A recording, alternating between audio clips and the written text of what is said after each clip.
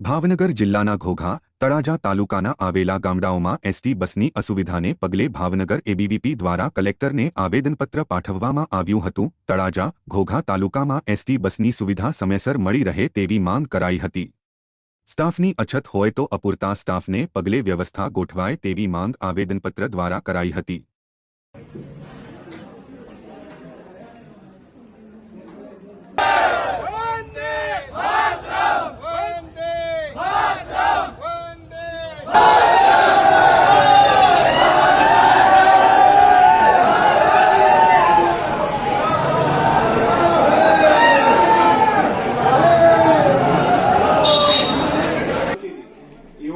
બંધ કરી એ બાબતે હવે છોકરાને હાલાકી ભોગવવી પડે આવવા જવામાં। પછી રસ્તામાં આપણને મેજિક કે રિક્ષા ના મળે વિદ્યાર્થીઓ સ્ટાફ ત્યાં એસટી ડેપો અમે આવેદન દેવા ગયા ત્યાં એમ જણાવવામાં આવ્યું કે ત્યાં સ્ટાફની અપૂરતી છે। એ બાબતે થોડુંક ધ્યાન દોરવા બાબતે અમે આની પહેલા પણ સાહેબ અમારે આ વિષય પર આપણે સિયોર રૂટ ઉપર અમે આની પહેલા વાત કરી હતી ઉમરાળા તાલુકા।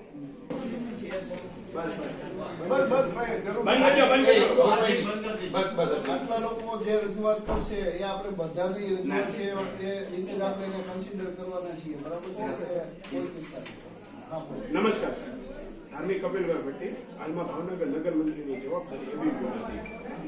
હાલમાં અત્યારે સાહેબ વિદ્યાર્થીઓનો પ્રશ્ન છે જે 2-3 મહિનાથી ધ્યાનમાં નજર આવ્યો છે। તળાજાને ઘોઘા પ્રાયોરિટી હોય છે સ્ટુડન્ટોને બોલતા ન પડે બરાબર છે પણ તમે બધા સમજો છો કે ભાઈ એસટીના જે રૂટ્સનું આખું પેલું શેડ્યુલ્સને હોય એમાં ક્યાંક ને ક્યાંક મુશ્કેલી ઊભી થાય તો જ પેલું ફેરફારો કર્યા હોય છે બરાબર। છતાં પણ આપણે વિદ્યાર્થીના હિતમાં જોઈ લેશું અને એનો યોગ્ય રસ્તો નીકળે એવા વિદ્યાર્થીઓને સવારે 12 થી જે 2 ના ગાળામાં જે રેગ્યુલર બસો ચાલતી હતી એ ઓચિંતાની બંધ કરી એ બાબતે હવે છોકરાઓને હાલાકી ભોગવવી પડે આવવા જવામાં।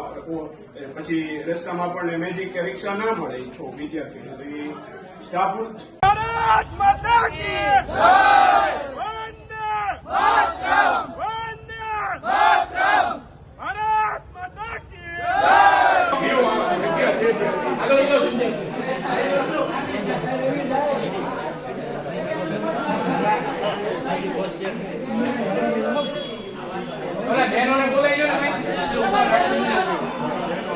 હાલમાં ભાવનગર નગર મંત્રીની જવાબદારી અખિલ ભારતીય વિદ્યાર્થી પરિષદ। હાલમાં અત્યારે 2-3 મહિનાથી એવો વિદ્યાર્થીઓનો પ્રશ્ન આવેલો છે જે ઘોઘા અને તળાજા તાલુકામાં જે બસો જે રૂટ ઉપર બસો ચાલે છે એસટીની ઓચિંતાની 4 બસો જે 4-5 બસો છે ઓચિંતાની બંધ કરવામાં આવેલ છે। જે બાબતે વિદ્યાર્થીઓને ભાવનગર આવવા તથા ભાવનગરથી જવામાં તકલીફો પડે છે, ભણતરમાં પણ તકલીફ પડે ને આવવા જવામાં તકલીફ પડે છે જેને હાલમાં નુકસાન થાય છે। એ બાબતે અમે એસટી તથા કલેક્ટર સાહેબને આવેદન દેવા તથા આ જલ્દીમાં જલ્દી એ હવે જે અત્યારે રૂટ ઉપર બસો બંધ કરેલ છે તે બસો અત્યારે શરૂ કરવામાં આવે એવી આવેદન આપવા આવ્યા છીએ।